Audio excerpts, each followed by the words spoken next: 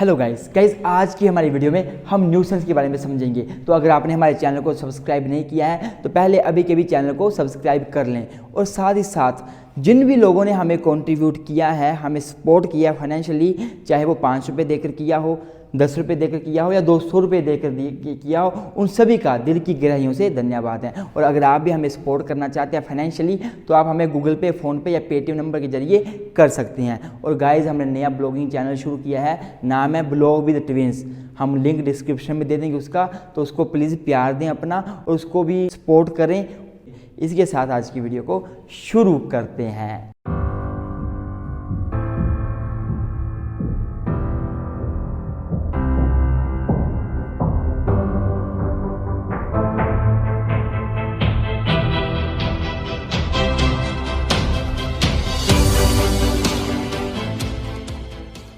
हाँ जी गाइज़, तो गाइज़ पहले मैं इंट्रोडक्शन से शुरू करूँगा इस टॉपिक को। तो अगर मैं इंट्रोडक्शन की बात करूँ तो जो ये न्यूसेंस वर्ड है, ये एक इंग्लिश वर्ड है।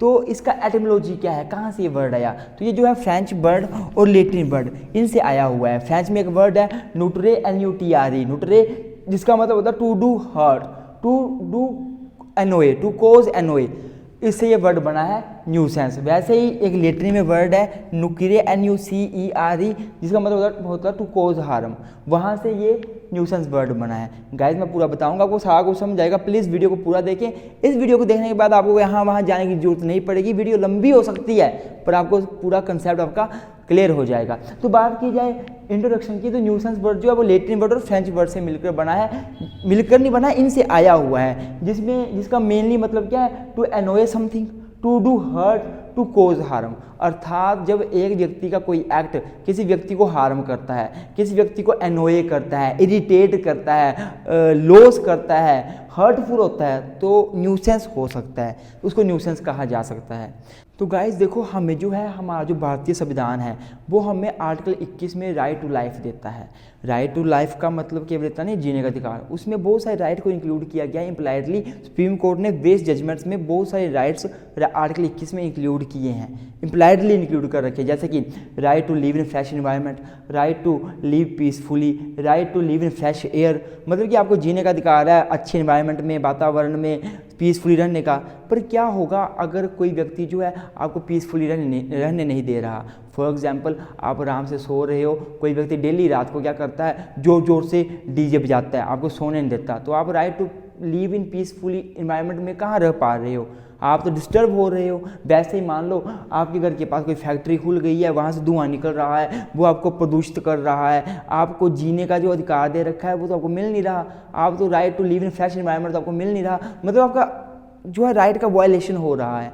तो अगर कोई व्यक्ति के कार्य से कोई व्यक्ति कोई ऐसा कार्य करता है जिससे कि आपका इंजॉयमेंट खत्म हो रहा है, आप एनोए हो रहे हो, आपको इंजॉयमेंट में हार्म हो रहा है, आपको लॉस हो रहा है, आपको क्या है, आपको इरिटेशन हो रही है, एनोयेंस हो रहा है आपको, तो आपके साथ न्यूसेंस क्रिएट हो रहा है। कोई व्यक्ति आपके साथ न्यूसेंस का टोर्ट कमिट कर रहा है, तो आपको राइट है कि आप उसके अगेंस्ट न्यूसेंस का केस फाइल कर सकते हो लॉ ऑफ टोर्ट में, और मुआवजा ले सकते हो, कंपनसेशन ले सकते हो। क्योंकि जब भी किसी व्यक्ति के राइट का वायलेशन होता है तो व्यक्ति को राइट होता है कि वो न्यूसेंस वो जो है वो लॉ ऑफ टोर्ट में केस फाइल कर सकता है और बाकी अदर लॉज में भी केस फाइल कर सकता है। तो इंट्रोडक्शन में आप सब ये लिखोगे कि कहाँ से वर्ड आया है, और हमें फंडामेंटल राइट मिला है आर्टिकल 21 में, और अगर कोई हमारे फंडामेंटल राइट को वायलेट करता है तो हम केस फाइल कर सकते हैं। और अगर कोई व्यक्ति हमारे फंडामेंटल राइट को वायलेट कर रहा है जिससे कि हमारा इंजॉयमेंट खत्म हो रहा है, हम इंजॉय नहीं कर पा रहे, लैंड को इंजॉय नहीं कर पा रहे, हम लोग एनवायरनमेंट को इंजॉय नहीं कर पा रहे, तो मतलब ये हुआ कि आपके साथ न्यूसेंस क्रिएट हो रहा है, न्यूसेंस का टोर्ट हो रहा है, आप केस फाइल कर सकते हो लॉ ऑफ टोर्ट में। ये तो हो गया न्यूसेंस। इंट्रोडक्शन में आपसे ये सारी बातें लिख सकते हो। अब हम इसका मीनिंग समझ लेते हैं कि मीनिंग क्या है न्यूसेंस का। हाँ जी गाइज, तो गाइज अगर मैं मीनिंग की बात करूँ, मैंने बात यहाँ लिख दी है आपके नोट डाउन करने के लिए, मैं आपको समझा देता हूँ। देखो न्यूसेंस का मतलब क्या होता है? न्यूसेंस का मतलब होता है कि एक ऐसा कार्य जिससे कि आप किसी व्यक्ति की इंजॉयमेंट को हार्म कर रहे हो। किसी की इंजॉयमेंट, जो व्यक्ति इंजॉय कर रहा है लाइफ को, जो व्यक्ति इंजॉय कर रहा है लैंड को, आप उसमें क्या करते हो, आप उसमें इंटरफेयर करते हो अनलॉफुली। अर्थात अगर आप अनलॉफुल तरीके से किसी व्यक्ति की इंजॉयमेंट को ख़त्म कर रहे हो तो आप न्यूसेंस क्रिएट कर रहे हो। इंजॉयमेंट देखो, एक होता है ट्रेसपास और न्यूसेंस में मैं अलग से डिफरेंस बताऊंगा क्या डिफरेंस है, मैं थोड़ा बता देता हूँ। ट्रेसपास में क्या होता है कि आप अनलॉफुल इंटरफेयर करते हो किसी की लैंड में, लेकिन न्यूसेंस में क्या होता है, आप अनलॉफुल इंटरफेयर करते हो किसी की इंजॉयमेंट में। जैसे कोई व्यक्ति इंजॉय कर रहा है, आराम से सो रहा है, तो आप जोर जोर से डीजे चला देते हो, अर्थात क्या कर रहे हो आप उसके इंजॉयमेंट में इंटरफेयर कर रहे हो। एक व्यक्ति जो है वो आराम से रह रहा है, फ्रेश एनवायरनमेंट में रह रहा है, लेकिन आप क्या करते हो, आप कोई चमड़ा बहुत ज़्यादा मात्रा में जलाते हो उसके घर के पास, जिससे धुआं निकलता है, और डेली आप ऐसा कर रहे हो, जला रहे हो चमड़ा। जैसे कोई फैक्ट्री है, मान लो वो जला रही है, धुआं निकलता है, किसी व्यक्ति को आप प्रभावित कर रहे हो, तो न्यूसेंस क्रिएट हो गया। तो न्यूसेंस का मतलब क्या होता है टोट में, it means unlawful interference with the enjoyment of the land. एक व्यक्ति इंजॉय कर रहा है अपनी लैंड को, आप उसमें इंटरफेयर कर रहे हो। For example acts interfering with comfort, health, safety. आप किसी व्यक्ति के कंफर्ट को इंटरफेयर कर रहे हो, किसी की हेल्थ के साथ इंटरफेरेंस कर रहे हो। कोई व्यक्ति आराम से रह रहा है, आप कुछ ऐसा कार्य कर रहे हो जिससे कि वो बीमार हो जाता है, वो भी न्यूसेंस है। आप गंदगी फैला रहे हो घर के पास उसकी, वो भी न्यूसेंस है। आप क्या कर रहे हो, गंदा पानी उसके घर के पास निकाल रहे हो नाली के थ्रू, फिर नाली वहाँ गंदा पानी निकल रहा है, मान लो कोई घर है उसके पास से आप नाली निकलवाते हो, गंदा पानी जा रहा है, आप उस नाली को ढकते नहीं हो, वहाँ से मच्छर मक्खी पैदा हो रहे हैं, उसकी हेल्थ में प्रभाव पड़ेगा, न्यूसेंस है। कंफर्ट में उसके हेल्थ प्रभाव पड़ेगा, न्यूसेंस है। आप जो न्यूसेंस है वो वेरियस तरीकों से कर सकते हो, वेरियस वेज से कर सकते हो। आप जो हो वो न्यूसेंस जो वो इलेक्ट्रिसिटी के माध्यम से भी कर सकते हो। किसी की ज़िंदगी को आपने, किसी की इंजॉयमेंट को ख़राब करना है, इलेक्ट्रिसिटी के माध्यम से कर सकते हो, गैस के माध्यम से कर सकते हो। किसी के आप जहरीली गैस से छोड़ दो किसी के घर पे, उसका इंजॉयमेंट अपने आप ख़त्म हो जाएगा। आप जो न्यूसेंस है वो जो वाटर के माध्यम से भी कर सकते हो। गंदा पानी है फेंक दो किसी के घर में, दिल्ली का आन जान लगा दो, नाली निकलवा दो किसी के घर के आगे से, न्यूसेंस क्रिएट हो रहा है बंदे को। तो जो न्यूसेंस है वो आप गैस के माध्यम से, वाटर के माध्यम से, फ्यूम्स के माध्यम से कर सकते हो, आप स्मेल के माध्यम से कर सकते हो। कोई फैक्ट्री है वहाँ से फ्यूम निकल रही है, आप उससे भी जो है न्यूसेंस क्रिएट कर सकते हो किसी कई लोगों के लिए। कोई एक जो क्या बोलते कंपनी है, फैक्ट्री है, वहाँ से क्या हो रहा है, वहाँ से गंदी स्मेल निकल रही है, उससे भी न्यूसेंस हो सकता है। हीट, कोई फैक्ट्री है मान लो, उस फैक्ट्री में बहुत सारी हीट जनरेट होती है, गर्मी होती है, उसकी वजह से जो आसपास के घर हैं उनको भी प्रभाव हो रहा है। उनके आसपास का जो घर है उनके भी इतना ज़्यादा टेम्परेचर हाई हो रखा है कि वहाँ पे काफ़ी गर्म टेम्परेचर हो रखा है। हीट की वजह से भी आप न्यूसेंस क्रिएट कर सकते हो। मतलब न्यूसेंस का मतलब सिंपल सा पता क्या है, किसी की लाइफ को, किसी की इंजॉयमेंट को ख़त्म करना। अब वो हीट से कर रहे हो, स्मेल से कर रहे हो, गैस से कर रहे हो, जिस मर्जी माध्यम से करो, वो न्यूसेंस ही माना जाएगा। तो ये होता है मीनिंग। तो मीनिंग क्या होता है, किसी के इंजॉयमेंट को खत्म करना। कोई व्यक्ति इंजॉय कर रहा है लैंड को, उसको इंजॉय नहीं करने देना, किस तरीके से उसका इंजॉयमेंट खत्म कर देना, उसको हर्ट करना, हार्मफुल करना, उसके लिए कोई भी एनोय करना, उसको इरिटेट करना, वो न्यूसेंस में आ जाएगा। अब हम इसके काइंड्स को समझ लेंगे, काइंड्स क्या होते हैं न्यूसेंस के। हाँ जी गाइस, तो गाइस अगर मैं काइंड्स की बात करूं तो न्यूसेंस मेनली दो प्रकार का हो सकता है, एक पब्लिक न्यूसेंस, एक प्राइवेट न्यूसेंस। गाइस अगर मैं पब्लिक न्यूसेंस की बात करूं, पहले मैं पब्लिक न्यूसेंस के बारे में बताऊंगा, फिर मैं प्राइवेट न्यूसेंस के बारे में बताऊंगा। पहले मैं बात करूंगा मीनिंग की कि पब्लिक न्यूसेंस का मीनिंग क्या है, प्राइवेट न्यूसेंस का मीनिंग क्या है। देखो पब्लिक न्यूसेंस का मतलब होता है एक ऐसा न्यूसेंस जो बहुत सारे लोगों को प्रभावित कर रहा है, बहुत सारी पब्लिक को प्रभावित कर रहा है। फॉर एग्जाम्पल एक फैक्ट्री है, वहाँ से धुआं निकलता है, गंदी गैसेज निकलती हैं, स्मेल निकलती हैं, वो हजारों लाखों लोगों को प्रभावित कर रही है, वो पब्लिक न्यूसेंस है। जैसे ही एक हाईवे है, उस हाईवे में मान लो आपने खड्डा खोद दिया बहुत बड़ा, अब उस हाईवे में गाड़ियाँ प्रॉपर जाती थी, अब उनको इनकन्वीनियंस हो रही है, अर्थात उनकी इंजॉयमेंट में आपने बाधा डाल दी, तो आपने न्यूसेंस क्रिएट कर दिया, पब्लिक न्यूसेंस है, क्योंकि बहुत सारे लोगों को हार्म हो रहा है। वहीं प्राइवेट न्यूसेंस का मतलब होता है जब आप न्यूसेंस क्रिएट करते हो किसी प्राइवेट इंडिविजुअल के लिए, किसी एक व्यक्ति के लिए, एक फैमिली के लिए, एक घर के लिए। जैसे फॉर एग्जांपल आपने क्या किया, एक कोई प्राइवेट पाथ है, मान लो एक व्यक्ति का अपना पर्सनल रास्ता है घर जाने के लिए, आपने उसके रास्ते में खड्डा खोद दिया। एक आपने हाईवे में खोदा था जहाँ पे लाखों लोग, हजारों लोग प्रभावित हो रहे थे, पब्लिक न्यूसेंस। एक आपने प्राइवेट इंडिविजुअल, उसकी फैमिली प्रभावित हो रही है, वो प्राइवेट न्यूसेंस। आपने क्या किया, एक घर है, आपने उसके पास क्या किया, एक खड्डा नाली खुदवा दी, नाली से गंदा पानी जा रहा है, लेकिन आपने नाली को ढका नहीं। अब वो नाली जो उसी घर, जो उसके साथ घर है, उनके लोगों को प्रभावित कर रही है, उसी घर के फैमिली मेम्बर को प्रभावित कर रही है, प्राइवेट न्यूसेंस।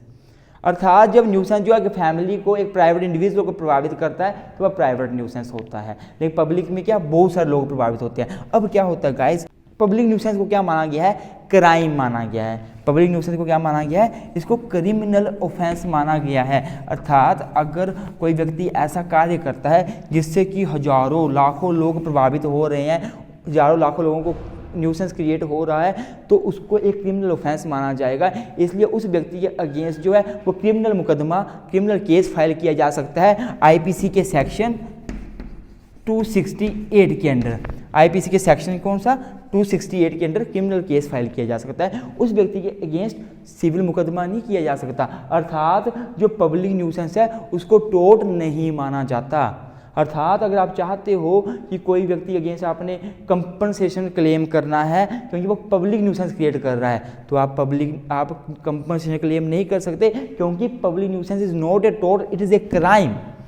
वहीं अगर बात करूँ प्राइवेट न्यूसेंस की, ये एक सिविल रोंग होता है, ये एक टोर्ट होता है, इसको सिविल रोंग माना गया है, अर्थात इसको एक टोर्ट माना गया है। अगर कोई व्यक्ति जो है किसी एक पर्टिकुलर इंडिविजुअल को या उसकी फैमिली को जो है न्यूसेंस क्रिएट कर रहा है, उनके लिए उनके एंजॉयमेंट को ख़त्म कर रहा है, उनको इरिटेट कर रहा है, अनोय कर रहा है, अर्थात प्राइवेट न्यूसेंस कर रहा है, तो जो व्यक्तियों को न्यूसेंस क्रिएट हो रहा है, जिन व्यक्तियों के साथ एंजॉयमेंट खत्म हो रही है, वो व्यक्ति क्या कर सकते हैं, वो उस व्यक्ति के अगेंस्ट जो न्यूसेंस क्रिएट कर रहा है उसके अगेंस्ट लॉ ऑफ टोर्ट में केस फाइल कर सकते हैं, मुकदमा दायर कर सकते हैं और मुआवजा क्लेम कर सकते हैं, कंपनसेशन क्लेम कर सकते हैं। मतलब क्या हुआ कि जहाँ पे पब्लिक न्यूसेंस एक क्रिमिनल ऑफेंस होता है, प्राइवेट न्यूसेंस क्या है, वो एक सिविल रोंग है, एक टोर्ट है, इसमें आप मुआवजा क्लेम कर सकते हो, कंपनसेशन दे सकते हो। लेकिन गाइस ध्यान से सुनना मेरी बात, जो पब्लिक न्यूसेंस है इसमें भी, इसको भी as a private nuisance treat किया जा सकता है। अर्थात अगर मान लो कोई व्यक्ति पब्लिक न्यूसेंस क्रिएट कर रहा है, उसकी वजह से बहुत सारे लोगों को हार्म हो रहा है, नुकसान हो रहा है, तो कोई एक व्यक्ति उठ के जो है वो सिविल केस भी दायर कर सकता है। कई सिचुएशन में मैं बताऊंगा आपको कौन सी सिचुएशन है वो। कोई व्यक्ति है, मान लो वो पब्लिक न्यूसेंस क्रिएट कर रहा है, लेकिन उसके पब्लिक न्यूसेंस क्रिएट करने की वजह से किसी एक पर्टिकुलर इंडिविजुअल को या किसी दो पर्टिकुलर इंडिविजुअल को स्पेशल डैमेजेस हो रहे हैं। स्पेशल डैमेजेस मतलब बाकी लोगों को उतना ज़्यादा नुकसान नहीं हुआ, पर उन एक या दो को बहुत ज़्यादा नुकसान हो गया, तो वो जो एक या दो व्यक्ति हैं ना, वो उस व्यक्ति अगेंस्ट क्रिमिनल केस तो कर ही सकते हैं, प्लस वो सिविल केस भी ला सकते हैं और मुआवजा कंपनसेशन भी क्लेम कर सकते हैं। मैं एग्जांपल देके समझाता हूँ। मान लो एक हाईवे है, हाईवे में क्या किया मैंने, क्या किया, खड्डा खोद दिया बहुत बड़ा, वहाँ से सड़क गाड़ियाँ जाती थी, उनको बहुत इनकन्वीनियंस होने लगी, गाड़ियाँ जो हैं मतलब पब्लिक न्यूसेंस मैंने क्रिएट कर दिया एक हाईवे में खड्डा खोद के, वहाँ से सभी लोग जा रहे हैं, ये पब्लिक न्यूसेंस है, मैंने पब्लिक न्यूसेंस क्रिएट कर दिया, सभी को हार्म हो रहा है, नुकसान हो रहा है और मेरे अगेंस्ट जो है क्रिमिनल केस फाइल हो सकता है। लेकिन मान लो कोई एक व्यक्ति जो था वो वहाँ से जा रहा था बाइक में, पर उस खड्डे की वजह से उसको इतना हार्म हुआ कि खड्डे में गिर गया, उसको इंजरी आ गई, बाजू टूट गई, उसको स्पेशल लॉस हो गया, स्पेशल डैमेजेस हो गए। बाकियों को ऐसे नहीं हुए थे, बाकियों को इनकन्वीनियंस हल्का फुल्का हुआ था, उनको घूम के जाना पड़ता था, खड्डे में से घुमा के जाना पड़ता था, स्लो करनी पड़ती थी गाड़ी अपनी, मतलब थोड़ा मोटा उनको क्या हुआ, हार्म हुआ, पर ज़्यादा नहीं हुआ। लेकिन मान लो एक व्यक्ति को स्पेशल डैमेजेस हो गए, उसकी बाजू टूट गई नीचे गिर के खड्डे में, तो अब उसको स्पेशल डैमेजेस हुए हैं ना, तो वो क्रिमिनल केस तो फाइल कर ही सकता है, प्लस मुआवजा लेने के लिए वो कंपनसेशन भी क्लेम कर सकता है, वो लॉ ऑफ टोर्ट में भी केस फाइल कर सकता है। मैं केस लो बताऊँगा आपको, उसमें आपको समझ आ जाएगा। एक केस लो लिखो आप, डॉक्टर राम राज सिंह वर्सेस बाबूलाल। इस केस में क्या हुआ था कि एक डॉक्टर था, उसकी शॉप के साथ, डॉक्टर की जो क्लिनिक था उसके साथ एक व्यक्ति ने एक ईंटों को, पत्थरों को वो ग्राइंड करने वाली मशीन को लगा रखा था, तो वहाँ से जो बूरा निकलता था, धुआं निकलता था ना, उससे क्या था, डॉक्टर को तो न्यूसेंस क्रिएट हो ही रहा था, प्लस जो भी डॉक्टर की दुकान में पेशेंट आ रहे थे उनको ही बड़ा न्यूसेंस क्रिएट हो रहा था, क्योंकि जो बुरा था वो डॉक्टर के आगे जो लगा हुआ है, शीशा लगा हुआ दुकान पे, वहाँ दवाइयों पे लग जाता था, प्लस जो आते थे पेशेंट उनको भी हार्मफुल था बहुत ज़्यादा। तो डॉक्टर ने केस फाइल कर दिया, तो कोर्ट ने बोला ये पब्लिक न्यूसेंस है, क्योंकि ये बहुत सारे लोगों को हार्म कर रहा है, जो भी पेशेंट आ रहे हैं उनको हार्म कर रहा है। लेकिन साथ साथ डॉक्टर को स्पेशल डैमेजेस हो रहे थे, क्योंकि जो डॉक्टर साहब थे उनको तो स्पेशली वहीं रहना 24 घंटे, उनको तो स्पेशल उनके घर का नुकसान, उनके ग्लास का नुकसान, उनकी प्रॉपर्टी का नुकसान हो रहा था, दवाइयों का नुकसान हो रहा था, तो डॉक्टर को स्पेशल डैमेजेस हो रहे थे। तो कोर्ट ने बोला जो डॉक्टर साहब हैं हम इस पब्लिक न्यूसेंस को प्राइवेट न्यूसेंस की तरह कंसीडर कर सकते हैं, और डॉक्टर साहब को राइट है कि वो केस फाइल कर सकते हैं अंडर लॉ ऑफ टोर्ट और कंपनसेशन क्लेम कर सकते हैं।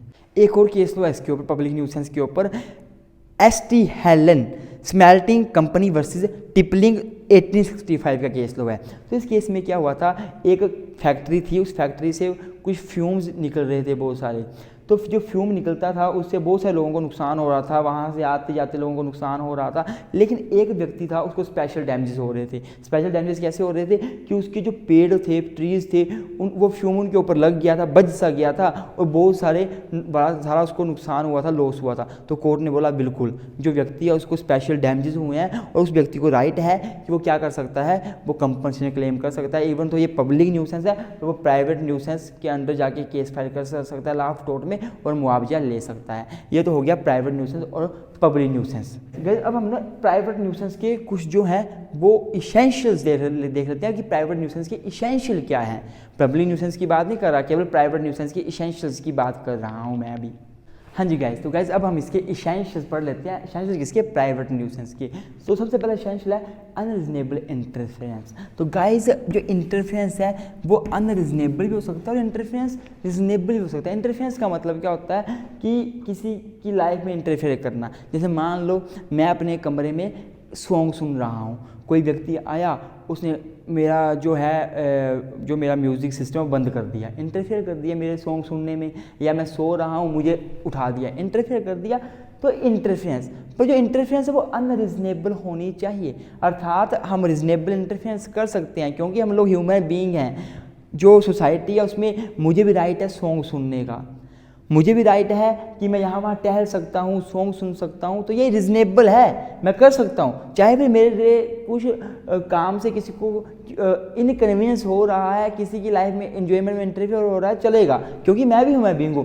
पर जो अगर मेरा इंटरफेरेंस अनरीजनेबल हो गया तो फिर वो चलेगा नहीं। फॉर एग्जाम्पल मैं अपने कमरे में सॉन्ग सुन रहा हूँ, मुझे राइट है मैं सॉन्ग सुन सकता हूँ अपनी आवाज़ में, लेकिन मैं अगर ये रिजनेबल है, ये रिजनेबल है, मैं सॉन्ग सुन रहा हूँ, अगर उस मेरे सॉन्ग सुनने से जो कि कम आवाज़ है किसी मेरे पड़ोसी को दिक्कत आ रही है तो वो इंटरफेयर उसको हो रहा है, पर ये रिजनेबल इंटरफेयर है। मेरे को राइट है सुनने का, मैं भी ह्यूमन बीइंग हूँ, पर अगर मैं वहीं पे डीजे लगा देता हूँ, बहुत हैवी आवाज़ कर देता हूँ, बहुत ज़्यादा साउंड कर देता हूँ, तो मेरा जो इंटरफेरेंस था वो अनरीजनेबल बन जाएगा। तो अनरीजनेबल इंटरफेरेंस नहीं करना है। रीजनेबल इंटरफेरेंस आपको अलाउड है क्योंकि हम लोग ह्यूमन बीइंग है, हम रीजनेबल इंटरफेरेंस कर सकते हैं। तो मतलब जो इंटरफेरेंस है वो अनरीजनेबल होनी चाहिए। रीजनेबल इंटरफेरेंस होगी तो फिर वो न्यूसेंस नहीं होगा। हर एक एक्ट को न्यूसेंस नहीं माना जा सकता कि हाँ भाई किसी व्यक्ति की लाइफ में इंजॉयमेंट में आपने इंटरफेयर कर दिया, न्यूसेंस क्रिएट हो गया, नहीं। जो इंटरफेरेंस है वो अनरीजनेबल होनी चाहिए। हाँ जी, अब दूसरा इसेंशियल पढ़ लेते हैं जो कि है interference with the enjoyment of the land. अर्थात जो इंटरफेरेंस है, जो अनरीजनेबल इंटरफेरेंस है, वो किसी की इंजॉयमेंट में होना चाहिए। इंजॉयमेंट कैसी हो सकती है, कोई व्यक्ति इंजॉय कर रहा है लाइफ को, उसमें आप इंटरफेयर कर रहे हो, या फिर किसी व्यक्ति की जो इंजॉयमेंट ऑफ लैंड है उसमें इंटरफेरेंस कर रहे हो। तो मतलब ये हुआ कि जो इंटरफेरेंस है it may be either injury to the property itself और इंजरी टू कंफर्ट और health of occupants of the certain property. मतलब क्या हो, मैं समझा देता हूँ। पहला है either injury to the property itself, अर्थात जो इंटरफेरेंस है वो किसकी प्रॉपर्टी में भी आप कर सकते हो। मान लो एक कंपनी है, उससे धुआं निकलता है, उसके बहुत सारे धुएँ निकल रहा धुआं, उसके धुएँ से क्या हुआ, एक साथ में मान लो कोई घर है 5-7, उनकी जो वाइट वॉश हो रखा है वो काला होने लग पड़ा, ब्लैक होने लग पड़ा, ये भी न्यूसेंस ही है। ये न्यूसेंस कहाँ हो रहा है, एक व्यक्ति की जो इंजॉयमेंट ऑफ लैंड है उसमें न्यूसेंस हो रहा है। जैसे हमने पीछे केस तो डिस्कस किया ST Helen smelting company versus tipping का, जो 1865 का था। उसमें क्या था, एक व्यक्ति था, एक फैक्ट्री से धुआं निकल रहा था, फ्यूम्स निकल रहा था, उससे क्या हुआ, एक व्यक्ति के ट्रीज़ को बहुत ज़्यादा नुकसान हुआ। अब ट्रीज़ क्या एक प्रॉपर्टी है, उसकी एक प्रॉपर्टी है, अर्थात ये भी न्यूसेंस क्रिएट किया गया, ये भी न्यूसेंस माना गया। कोर्ट ने बोला पब्लिक न्यूसेंस है, इवन जो व्यक्ति है वो प्राइवेट न्यूसेंस के अंडर भी केस फाइल कर सकता है, लास्ट कोर्ट में भी केस फाइल कर सकता है। तो कोर्ट ने क्या बोला, उसको न्यूसेंस बोला। मतलब ये हुआ, न्यूसेंस का मतलब ये नहीं है कि किसी की व्यक्ति की इंजॉयमेंट में ही आप हार्म कर रहे हो, अर्थात कोई व्यक्ति गाने सुन रहा है तो उसको आपने गाने नहीं सुनने दिए, सॉन्ग नहीं सुनने दिए।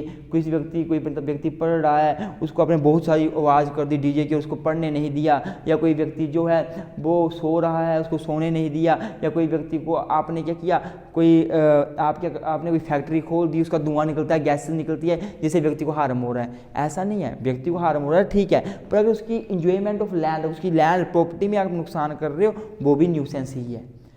जो मैंने आपको एग्जांपल दे दिया, एक केस भी बता दिया। अगर दूसरी बात, अगर व्यक्ति के साथ आप करते हो, व्यक्ति के कंफर्ट के साथ आप हार्म कर रहे हो, कंफर्ट के साथ इंटरफेयर कर रहे हो अनरीजनेबली, तो वो तो न्यूसेंस है ही। पर अगर आप प्रॉपर्टी के साथ कर रहे हो तो वो भी न्यूसेंस ही है। मैं आपको एग्जांपल देता हूँ, आप किसी की प्रॉपर्टी में बिना पूछे घुस गए, ट्रेसपास। आप किसी की प्रॉपर्टी को इनडायरेक्टली तरीके से, डायरेक्ट नहीं, डायरेक्ट इंटरफेरेंस नहीं कर रहे, आप इनडायरेक्ट तरीके से नुकसान कर रहे हो, चाहे वो आप किसी धुएं से कर रहे हो, गैसेस से कर रहे हो, स्मेल से कर रहे हो, तो ये भी न्यूसेंस है। अब हम बात करते हैं तीसरा एसेंशियल डैमेजेस, अर्थात जो प्लेंटिफ या केस करने वाला उसको डैमेजेस होने चाहिए, ये बहुत जरूरी है। डैमेजेस उसको प्रूव करने पड़ेंगे, बहुत जरूरी है, क्योंकि nuisance is not an actionable पर से, न्यूसेंस एक्शनेबल पर से नहीं होता, अर्थात proof of damages is very necessary. मतलब ये हुआ कि पहले तो प्लेंटिफ को ये प्रूव करना पड़ेगा कि अनरीजनेबल इंटरफेरेंस हो रही है। दूसरा ये बोलना पड़ेगा कि जो अनरीजनेबल इंटरफेरेंस हो रही है वो मेरी प्रॉपर्टी के साथ हो रही है, मेरे इंजॉयमेंट के साथ हो रही है, मेरे कंफर्ट के साथ, मेरी हेल्थ के साथ हो रही है। और तीसरा, मुझे उससे डैमेजेस हो रहे हैं, नुकसान हो रहा है, हानि हो रही है। अगर वो तीनों चीज़ें प्रूव नहीं कर पाया तो वो केस नहीं जीत सकता, तो न्यूसेंस नहीं माना जाएगा। तो उसको तीनों चीज़ें प्रूव करनी पड़ेगी, डैमेजेस भी प्रूव करने पड़ेंगे। डैमेजेस का मतलब है कि भाई एक व्यक्ति जो अनरीजनेबल इंटरफेरेंस कर रहा है, आपकी प्रॉपर्टी के साथ कर रहा है, आपके कंफर्ट के साथ कर रहा है, हेल्थ के साथ कर रहा है, उससे आपको क्या नुकसान, आपको क्या डैमेज, आपको क्या हानि हो रही है, ये बताओ, आपको क्या नुकसान हुआ, ये प्लेंटिफ को प्रूव करना पड़ेगा। यही डिफरेंस होता है मेन एक तो ट्रेसपास और न्यूसेंस में। ट्रेसपास इज एक्शनेबल पर से, proof of damages is not necessary, और न्यूसेंस इज नॉट एक्शनेबल पर से, proof of damages is very necessary. Plaintiff को प्रूव करना पड़ेगा मुझे क्या क्या डैमेज हुए, क्या क्या नुकसान हुआ। मैं जब डिफरेंस करूंगा न्यूसेंस और ट्रेसपास का, आपको और क्लियर हो जाएगा। ये तो हो गया इसके इसेंशियल। अब हम डिफेंसेस की बात कर लेते हैं कि जो डिफेंडेंट है वो क्या क्या डिफेंस ले सकता है, कब वो न्यूसेंस करने के बावजूद भी अपने आप को बचा सकता है, अपने आप को सेव कर सकता है। तो गाइज अगर मैं डिफेंसेस की बात करूं, हमें पता है जो जनरल डिफेंस होते हैं, जो डिफेंसेस होते हैं वो डिफेंडेंट लेता है।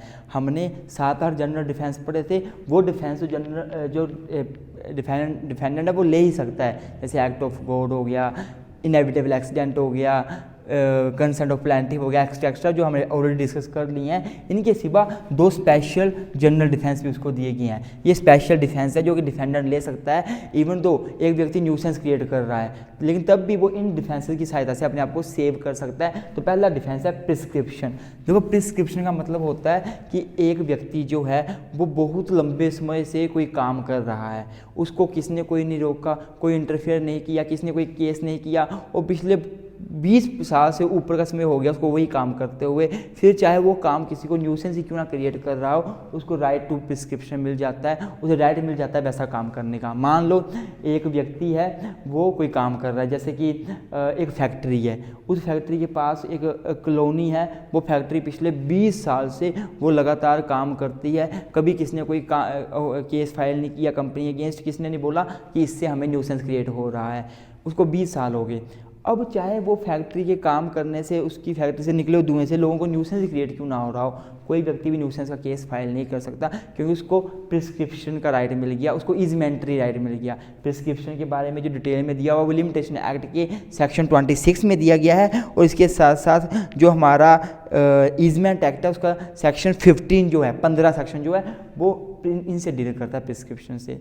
अब बात की जाए स्टैट्यूटरी अथॉरिटी, अर्थात अगर एक व्यक्ति जो डिफेंडेंट है वो स्टैट्यूटरी अथॉरिटी का भी डिफेंस ले सकता है। मान लो कोई कार्य है डिफेंडेंट का, वो किसी व्यक्ति को न्यूसेंस क्रिएट कर रहा है, लेकिन जो डिफेंडेंट कार्य कर रहा है वो इसलिए कर रहा है क्योंकि उसको लॉ ने बोला है, स्टैच्यू ने बोला है, उसको स्टैच्यू ने अथॉरिटी दे रखी है, तो ये न्यूसेंस नहीं माना जाएगा। फॉर एग्जाम्पल मान लो एक व्यक्ति का घर है, उस घर के पास से रेलवे लाइन पड़ गई, गवर्नमेंट ने बोला रेलवे लाइन बिछानी है, लॉ ने बोला स्टैट्यूटरी अथॉरिटी आ गई रेलवे डिपार्टमेंट के पास, उन्होंने लाइन बिछा दी। अब जब वहाँ से ट्रेनें आने जाने लगी तो ट्रेनों की जो साउंड थी उसकी वजह से क्या हो रहा है, जो घर था उनको न्यूसेंस क्रिएट हो गया, न्यूसेंस हो रहा है, उनको डिस्कम्फर्ट हो रहा है, तो उन्होंने केस फाइल कर दिया न्यूसेंस का। तो मान लो मैं एग्जांपल दे रहा हूँ, तो जो रेलवे कंपनी है, रेलवे बिछाने वाली लाइन है, उनको राइट है कि वो बोल सकते हैं, डिफेंडेंट बोल सकता है कि जो हमारे पास स्टैट्यूटरी अथॉरिटी थी, हमें लॉ ने अथॉरिटी दी थी वो काम करने की, वो लाइन बिछाने की, इसलिए हमने बिछाई। अब इससे चाहे न्यूसेंस क्रिएट क्यों ना हो रहा हो प्लेंटिफ का, हम कुछ नहीं कर सकते, डिफेंडेंट स्टैट्यूटरी अथॉरिटी का डिफेंस ले सकता है। ये दो जो जनरल डिफेंस है ये एडिशनल है, इसके सिवा बाकी तो वो है ही हैं, पर ये भी हैं, ये जनरल डिफेंस इसमें दिए गए स्पेशल डिफेंस है। तो ये हो गया डिफेंस। अब हम लोग जो है अगली वीडियो में ट्रेसपास और न्यूसेंस में डिफरेंस समझेंगे। इसके सिवा जो है हम समझेंगे कि अगर प्लेंटिफ जो है उसको क्या क्या रेमेडी मिल सकती है, अगर न्यूसेंस क्रिएट हो रहा है प्लेंटिफ के साथ तो उसको क्या क्या रेमेडी मिल सकती है, वो हम पार्ट 2 में पढ़ेंगे। अगर वीडियो अच्छी लगी है वीडियो को लाइक करें, चैनल को सब्सक्राइब करें। मिलते हैं नई वीडियो में। Thank you so much.